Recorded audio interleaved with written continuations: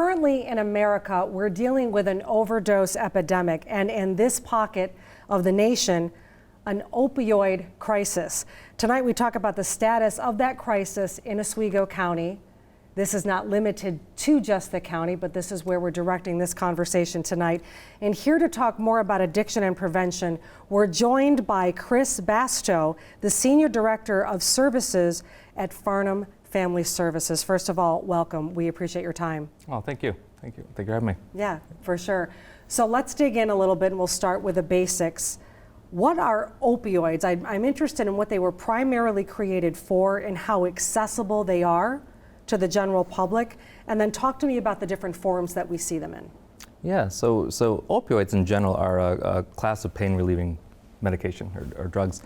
And my understanding is that although opiates in some form have been around for thousands and thousands of years from poppy plants, they first were medicalized in Civil War time for morphine for soldiers, 1861. And so from there they've been developed increasingly in the medical field to treat pain. And so you find them in the forms of common pain medications. So we have on the one hand prescribed pain medication in the form of hydrocodone, OxyContin, Tylenol, codeine, things that we commonly find prescribed. And then we also have illicit forms of substances like heroin and fentanyl and so forth that you can get off the street. Let's dig into that fentanyl. It's a synthetic opioid, and as you said, it's found its way into many drugs, not just heroin. It's common in heroin. Yes, yeah. When did we start seeing fentanyl make its way into these drugs? I would say that's probably so the opioid epidemic, I would say, probably is many epidemics. It comes in 3 waves or so. And so you get the first one in the 90s with the overprescribing, let's say, of pain medication.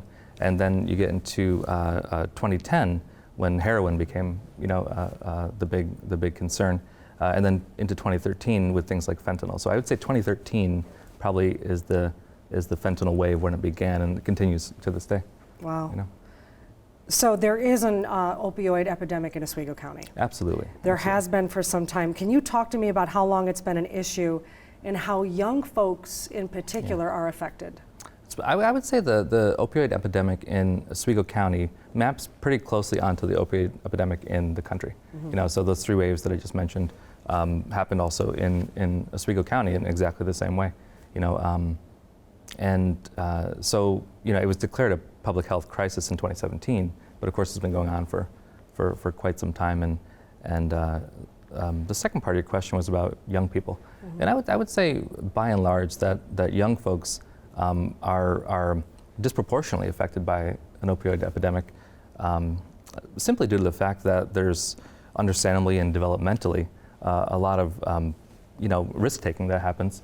When, I hate to generalize a whole category of people, but when we're young, we take risks, and on some level, those are also rites of passage in our culture for risk-taking. And the big unfortunate thing is that these risks come with severe consequences that outweigh the benefits.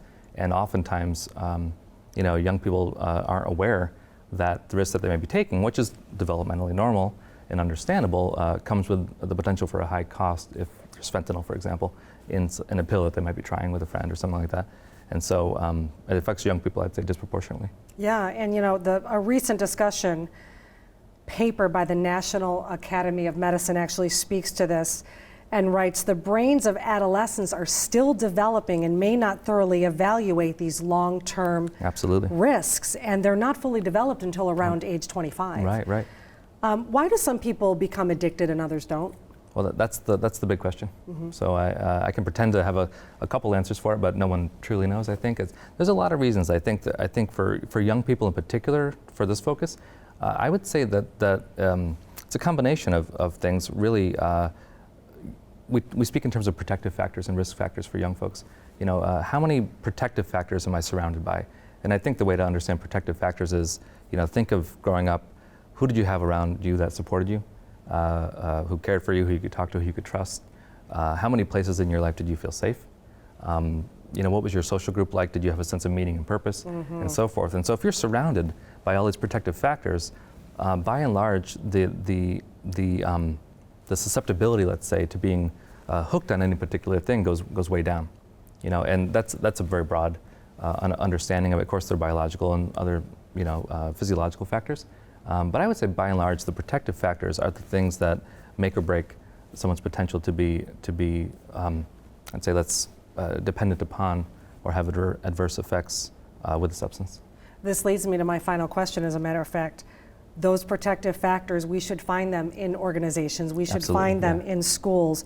How can local schools and organizations like yours help educate teens and their parents on this crisis? I think it's things like this. I mean, Yeah. education efforts, outreach, awareness. You know, Farnham and other agencies go to, in Jefferson County, you have Pivot and Credo, which are great. You know, prevention, community events and tabling events and awareness. But also, I think another fundamental piece here is reducing stigma. And I think the stigma reduction is a big part of this because we can't talk about it. You know, without, if we can't talk about it, then we can talk about it. Yeah. And so I think any effort to say, you know, what's going on is happening a lot of places for a lot of people.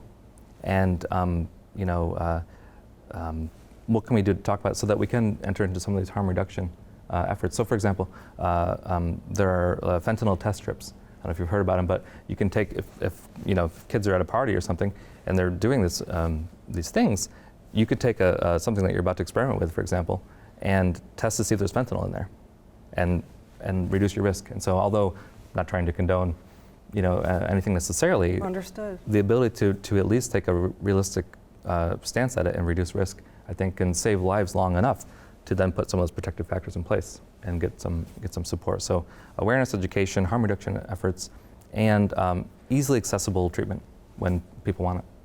Thank you so Yeah. much Yeah, for thank you. all of this. We really do appreciate your time tonight, Yes, and we thank will you. have another conversation with you soon enough. So That sounds great. thanks so much for joining us. Thank you.